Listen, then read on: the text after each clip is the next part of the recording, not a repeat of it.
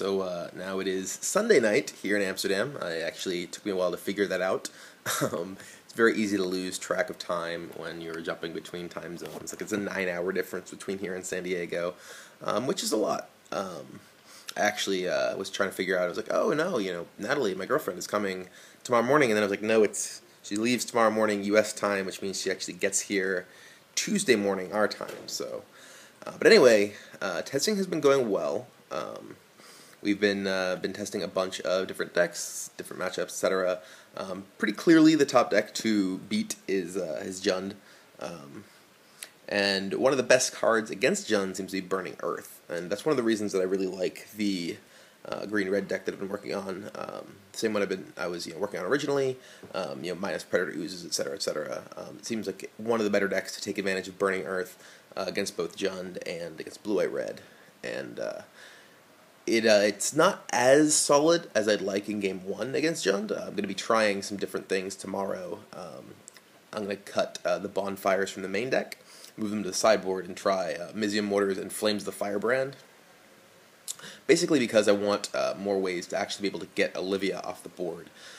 If Jund is able to play an early Olivia, other than maybe fighting it with Domery, the green-red deck is in a really bad spot.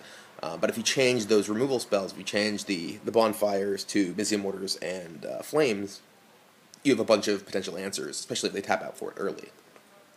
So that's the direction I'm looking right now. Did some drafts today online. Unfortunately, the internet here is pretty bad. So I actually almost timed out of round 1 of a draft, then got disconnected and couldn't get back in for the second round. But managed to win the first one I played.